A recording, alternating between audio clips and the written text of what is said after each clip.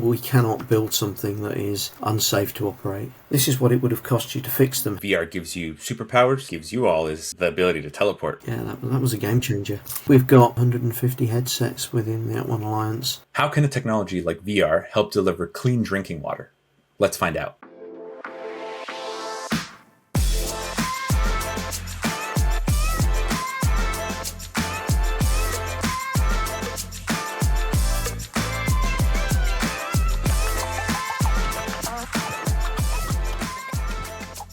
All right, Tony, thank you so much for talking to me. Just a quick overview for those listening.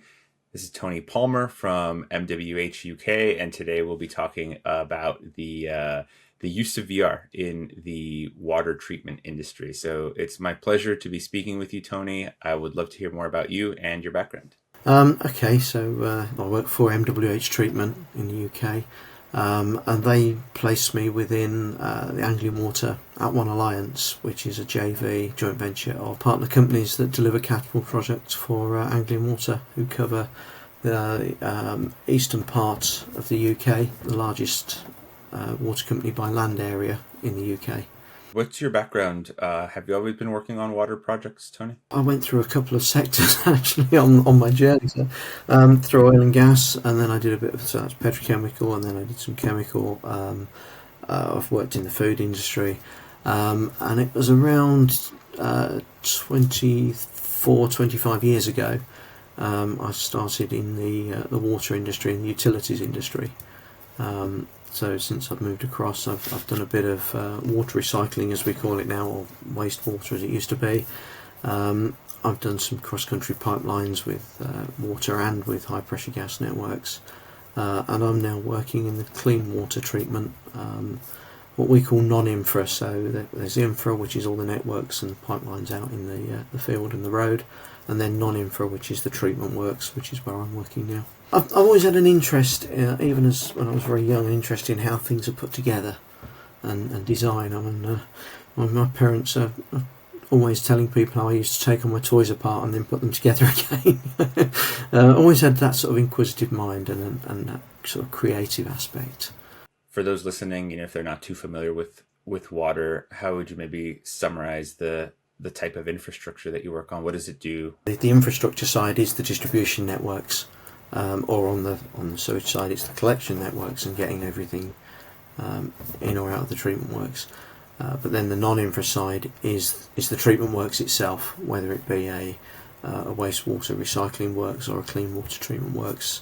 So that's taking, with the clean water side that I'm working on, taking the water from the source, whether it's a borehole or a reservoir or a river, and then treating that, making it wholesome so that we can put it into the supply network. And this is all for drinking water, is that correct? That's right, yeah. So you help supply the drinking water for parts of the UK. That's very cool. So let's transition a little bit into your general experience with the BIM and 3D. Maybe talk to me about where your BIM journey started. I started on a drawing board, which is unusual. Within a couple of years, we moved on to 2D CAD systems. And then into 3D CAD systems not long after that. So, I mean, I've been working in 3D CAD systems probably for 30 years. And then working through different versions of software and everything, eventually started using the BIM 360 platform that we use at the moment, around 6 or 7 years ago, which was about the same time as I started picking up and using VR kit about 6 years ago. I think you bring a really awesome perspective, because you've seen not just the BIM side of things evolve, you've also seen the VR side of things evolve. A lot has happened in the last 6 years of VR. Yeah, I mean, I can remember way back when the 3D CAD machine was the size of a room, and now it's a laptop. It's a massive transition over that period. So as you've used BIM and CAD over the years, what are some of the biggest benefits that you've realized? I think it's the ease with which you can repeat designs and copy and repeat designs. When you start on a drawing board, you've got to redraw everything from scratch. Or if you're going to move something and you got a pump, you want to move it 2 or 3 meters. On a drawing board, that's a massive thing to do. It's going to take you a couple of days to redraw it all. With the computer systems and with CAD and with BIM and the way it's all evolved, you can just pick it up and move it. So that ability to be able to try things and develop things, and which you just couldn't do before we were using CAD systems and BIM systems.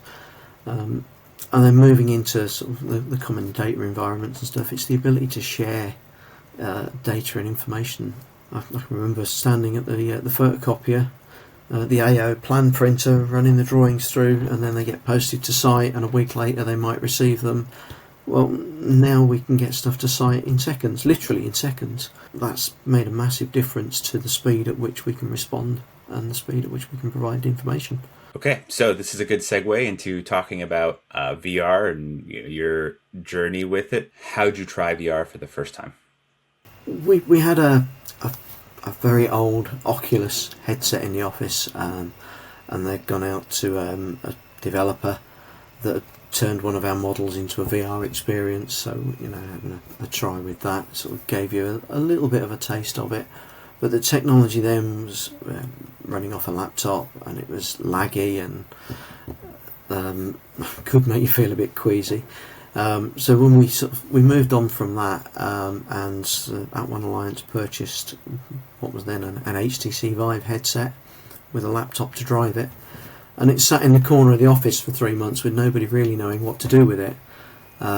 So set it up and started playing around with it and trying to work out how to get our Navisworks models, as we had then, into the headset. We started trying to flush them through 3ds Max and things like that, and very quickly realised that wasn't going to be efficient. Looked for other options, and we found there were some companies out there that had written software that automated this process. That a couple of presses of a button, almost overnight, our use of VR went from, well, we can't really do it, to hang on, we can put any model we like into VR now, and we can get people in there and look around it, and it's just gone from there. So I spent the next 2.5-ish years managing that kit for At1 Alliance, taking it out to different events and to shows and STEM events. When you put in a headset on 150 to 200 kids a day and getting that wow moment from every single one of them, that's really rewarding. You really have seen that evolution of bringing 3D models into VR. So it sounds like you started with contracting a studio, which manually converted these things for you, and I'm sure it was time consuming, and then you evolved. Yeah, go ahead. So back then you were looking at around £5,000 to convert a model, and it would take them 2 to 3 weeks at least. But when we got the software in that we could do it in-house and do it in 10 minutes or less, just processing time, and now obviously it's even quicker than that. That was a game changer. So you've been through several step function evolutions of the technology, right? First It was, okay, let's get rid of the manual work, bring it in-house, and it sounds like even the first time you brought it in-house, it was somewhat manual. You said you had the 3D Max pipeline, whatever you had internally. I'm sure lots of FBXs and decimation internally. It was a bit of a headache, trying to learn that on the fly while trying to do the job. Right, because you also have your normal CAD responsibilities on top of this. Exactly, I was trying to deliver projects at the same time. Wow. One of the things I'm really curious about is it sounds like it needed your help to take off, but once you showed it to people, it struck a chord with them. They were at least interested in using it. Is there something that you think is unique about water recycling projects that makes VR a good fit for your BIM reviews? I think it's just water and water recycling, the industry in general. And I think it probably applies to all sort of process-orientated industry, is that ability to see and feel the space. When we're talking about some larger diameter pipes, you'd never quite appreciate how big they actually are, or a valve, how tall it actually is, from a model viewed on a flat screen. As soon as you jump in VR and stand next to it, most people go, oh, didn't realise it was that big.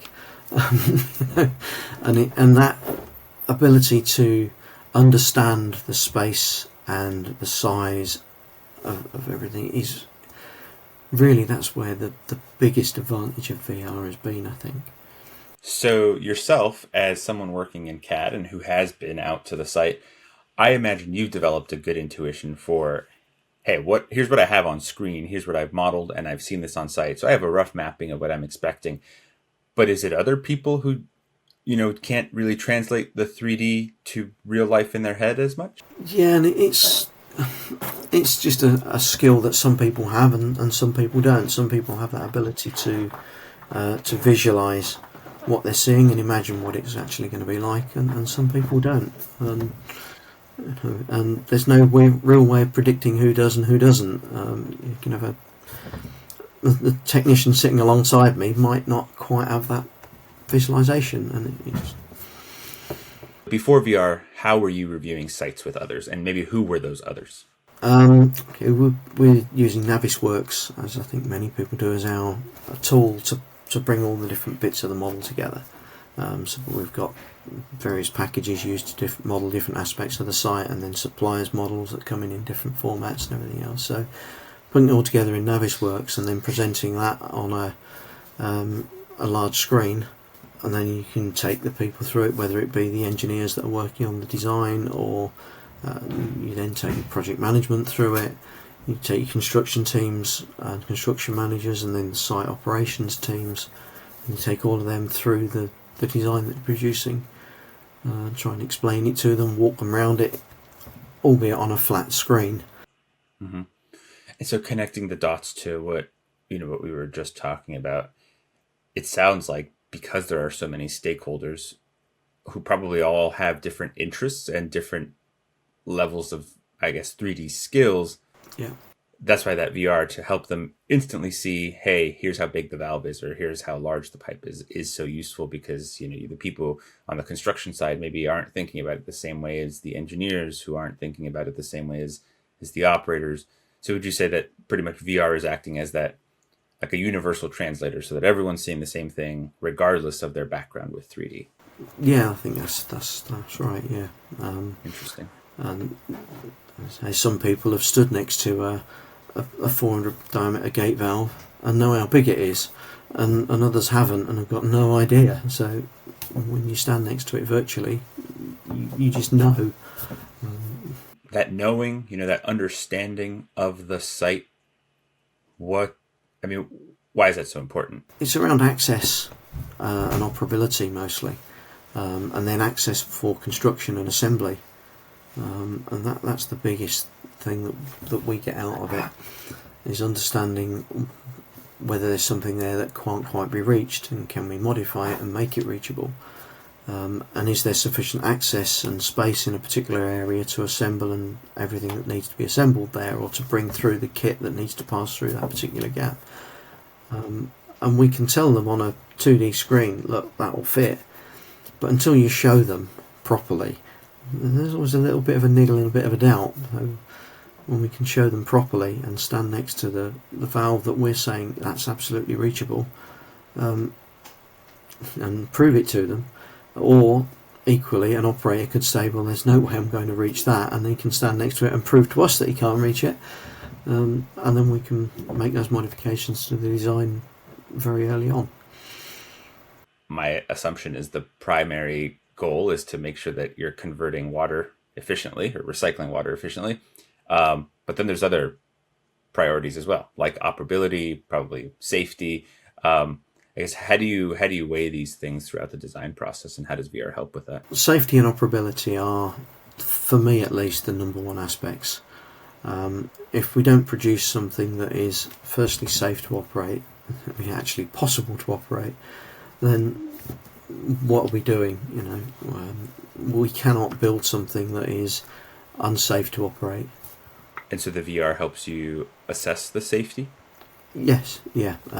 With the way the technology is now, with getting multiple people into the VR model at the same time, and we can get these headsets out to site operations guys that wouldn't have the time to come into a central office to start doing and looking at a model review. We can show them it, we can talk them through it and walk them around it, and we can get feedback from them on aspects that even somebody with a lot of experience who's been to site and worked on site might not pick up, because these guys are there doing it every day. And it's just the understanding it. VR helps those guys understand it better, because again, not all of these guys are used to looking at 3D models and everything else. But they do know the sites very well, or at least what comes out in the field, and so you're helping bring that knowledge into the back office, so to speak. Yes.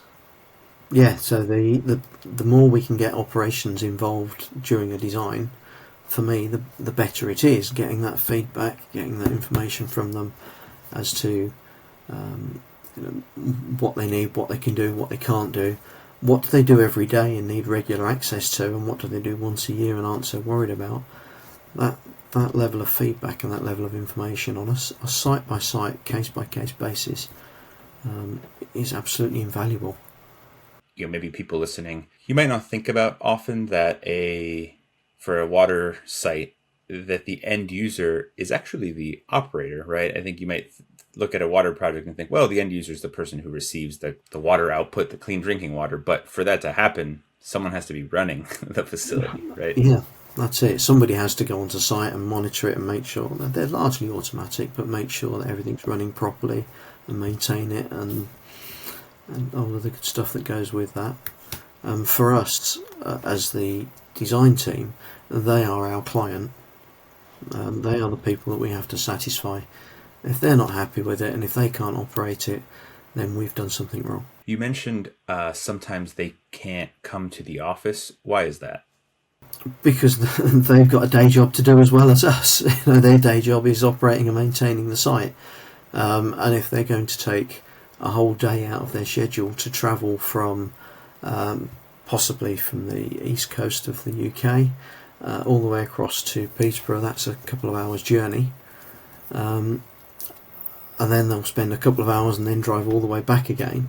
That's a day out of their schedule. Whereas with a VR headset, we can get a headset sent over to them, and they only have to take out the couple of hours that we spend actually reviewing the model. Then they lose all that travelling time, or don't lose all that travelling time, however you want to look at it. So we can get them to attend meetings that previously they'd have said, I'm too busy, I can't spare the day. Now we're saying, well, we only need a couple of hours. A lot of people say, VR gives you superpowers, so to speak. What I'm hearing is one of the superpowers it gives you all is the ability to teleport, right? People who are miles away, who have a critical job to be performing at a water site, get them into a site that doesn't even exist without traveling, get their feedback, and then let them get back to their very important day job and let you get back to your day job, right? Yeah, that's exactly it. The amount of time that we can save them means that we actually get their feedback and their input, whereas a number of years ago we just wouldn't have got that until it was built and it was on site, and then they'd walk around it and go, well, I don't like that and I don't like that, and that doesn't work. Wow, so that's interesting. In that scenario, what happens when they flag those things?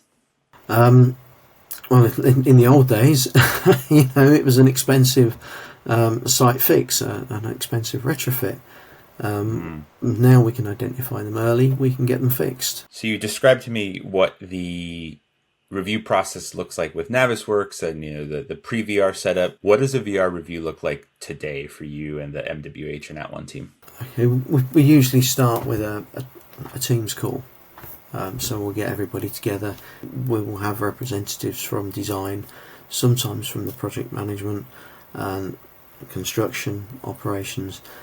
Virtually all the interested stakeholders, was bring them together, and then once we know what we've got and we know what we're going to look at and talk about, right, on with the headsets, jump into VR, and then we can start leading them around the model, around the virtual site, to show them what they need to look at, and then there will be questions that come up, so you take them to the relevant part of the site and answer those questions, and just take them through it all as to how we think the site works and how we think it will be operated, and then the actual guys who are going to do it will provide their feedback and say, well, hang on, that bit doesn't quite operate like that, and we don't quite do it like that, and it will be easier if.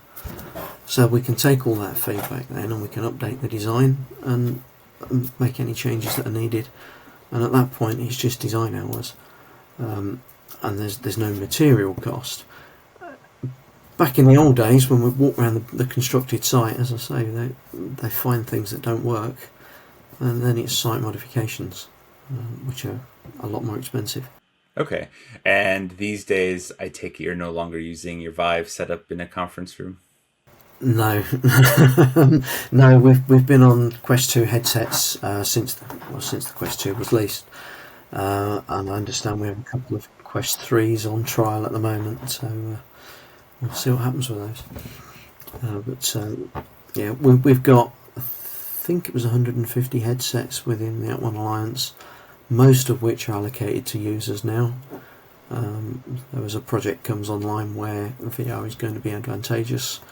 We identify the key users from the design and the operations team, find out if they've got headsets already, and if they haven't, we get them allocated. That's so cool. I have to ask, 6 years ago, with your Vive setup and the more manual process, did you think that 6 years later you'd be at 150 headsets and people being able to use it from home? No, quite honestly, no, because I think the Quest 2 was the game changer there.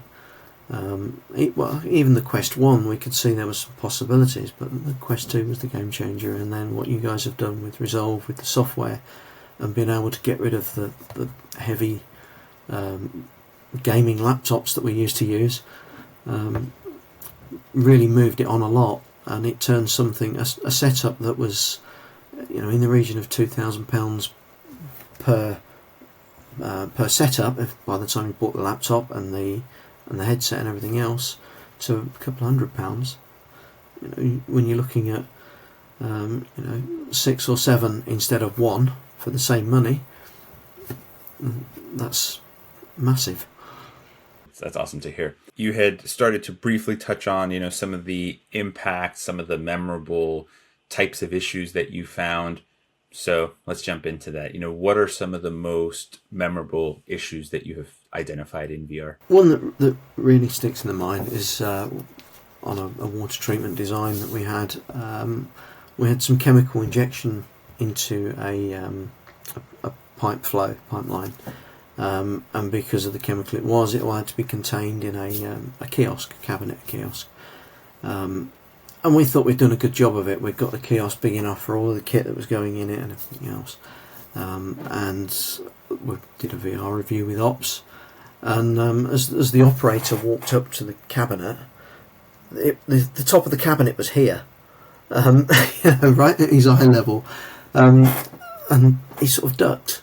Oh, hang on, what's he doing there? It's only because we were watching the guy from outside the headset that we realised what was going on. But straight away we realised actually if we made that a couple 100 mil taller, then we can do away with that head knocker. And that one, it didn't take us more than a couple of hours to change the model and change the design because we caught it so early for that. And we did a quick calculation afterwards, and had we installed that cabinet, that kiosk, and then come back 6 months later to change it, we estimate it would have cost in the region of £5,000 to £6,000 to change it. So that's a £5,000 to £6,000 error that was caught by using VR. Quite simple. There was another one that we had. We designed the pipe going up, across and down as a bridge to create an access way for operations into a particular area of the site. There was an alternative route that was all the way around another building. So the challenge was, why is that pipe up in the air?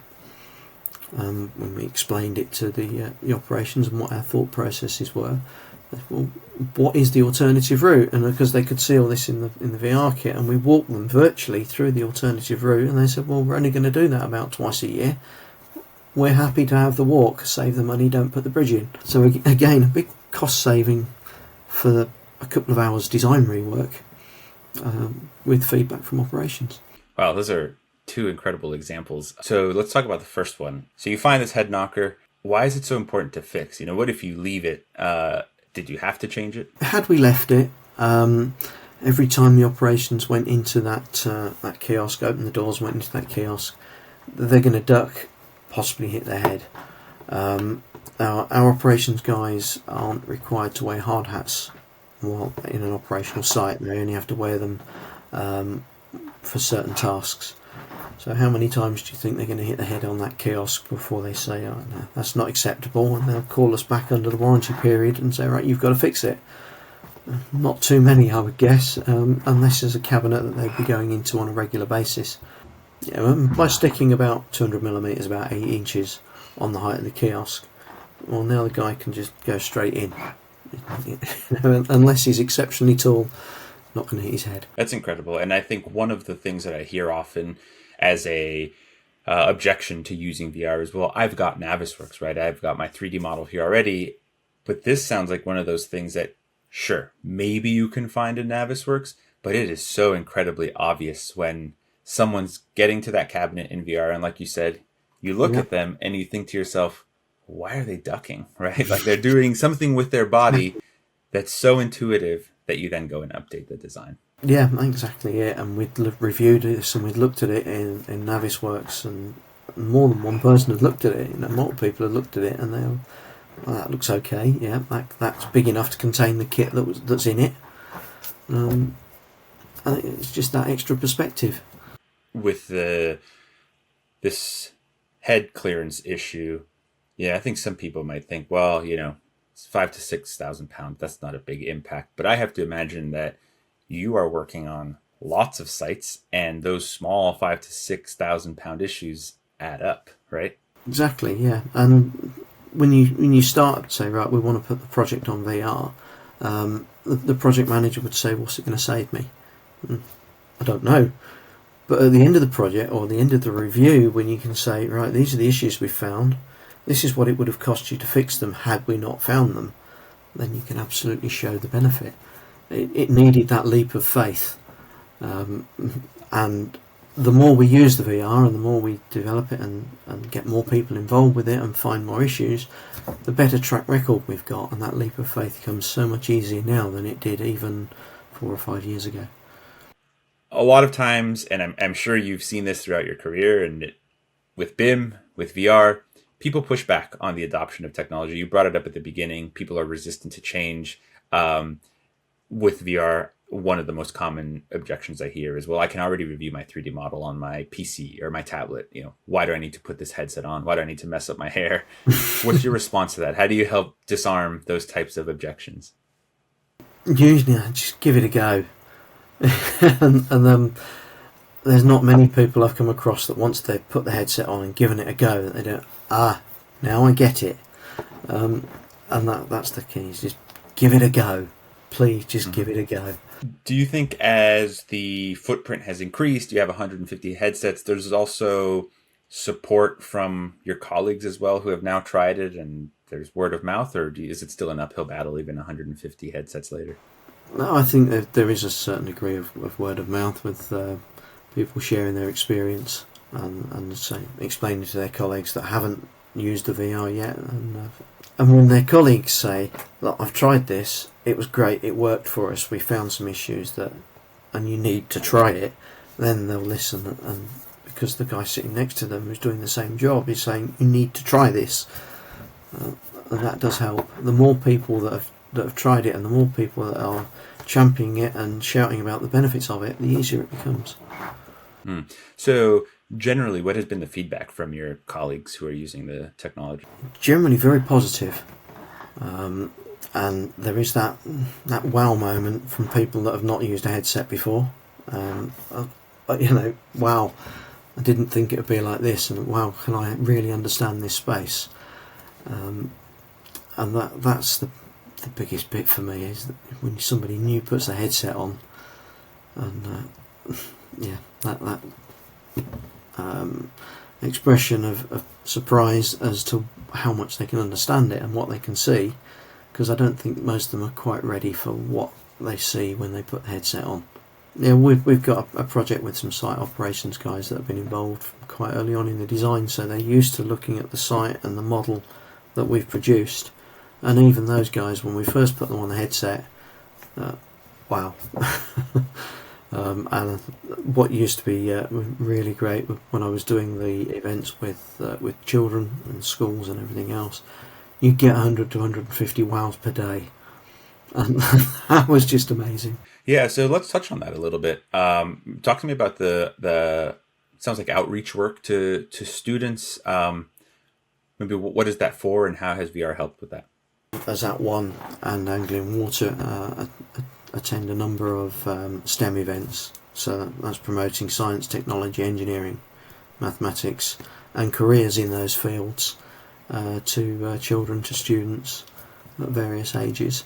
You go to an event, and it could be at one school as a careers event for that school, or it could be an event where many schools are there and walking around. You used to have a queue all day for kids from as young as 7 or 8 all the way up to school leaver 17, 18, just waiting to have a go. In an industry where there is a labor shortage, right? STEM, it's hard to attract people to that field, and then it's even harder to attract people to engineering and construction of water. I imagine having a line out the door is probably the best thing that you could have happen. Yes, exactly, yeah. And if it inspires some of those kids and students and everything to take up a career in engineering, then that's a good thing. That's what we're there for. Yeah. What are some of the advancements in the technology, whether VR or AR, that you think excite you the most as applied to the kind of work you've been doing, so water treatment and construction? Yeah, new kit in an existing plant room. That's going to be, I think, a big advancement. I understand that the technology is just about there now. So another couple of years it should be really flying, and we should be able to do that fairly easily. And that's something that we do struggle with a bit at the moment, is understanding how new kit fits into an existing space, particularly when it's already a busy space. Yes, we're using laser scan, point clouds and that sort of thing to try and model it. That will help us even more then with that type of design. The VR at the moment is absolutely brilliant when we're doing new plant in a new field. It does struggle a little bit when we're trying to explain how new kit fits into an existing plant room. So that's where I see us making the next advances, I think, is taking it into those areas. If you manage to get your hands on the Quest 3, I'd also love to hear your thoughts on the pass-through at some point, and how close do you think that type of AR is to something that could help with this problem you're describing? Of course, with that movement into that, it takes away one of the advantages of the VR, in that to experience a new kit in an existing room in AR, you do actually have to be in the space. So people have got to travel, but because we'll be going to the site, the operations guys with all their constraints on travel time would already be there, so the design team would have to travel rather than the operations team. But I'm sure we'll find ways around that eventually. Yeah, I am totally, on the same page with you, and that's why reality capture and point clouds excite me so much, is because then, again, you get to teleport people, right? You get to bring the site to them. Nobody has to leave their house or their site if they don't need to. We just have to get to a point where the fidelity is good enough to really have an impact. Yeah. Okay, Tony, we're just about wrapping up here. My final question for you is, there's a lot of people who might be listening who are just starting their journey with VR or AR. What's your advice to them? Just get stuck in and have a go. Don't be afraid of it. I think there's still a few people that we find that are afraid of the technology. Certainly a few years ago that was more of a problem than it is now, but they're still out there. Just get in and have a go, and see what you can do with it. And more importantly, what it does for you, or what it does for your organisation and your business. If you're on my side, where you're preparing the models and creating the models to go into VR, then just be mindful of what you're creating. and how it's going to respond and how it's going to work. Make sure that your model is what I call complete, and that doesn't mean complete to every last nut and bolt. It means that there's enough there to be able to experience the space fully and to move around the space. If you've got a new building in an existing site, you don't just want that building, you want a bit of the context and the site around it to be able to see how it fits in. I could probably go more specific with some really detailed advice for guys that are in the CAD world, but we'd be here for another hour. We'll save that for another interview. Tony, I really appreciate your time in speaking with me and giving people listening awesome insight into the world of designing water facilities and how you've used VR to improve that. So thank you so much, Tony. My pleasure.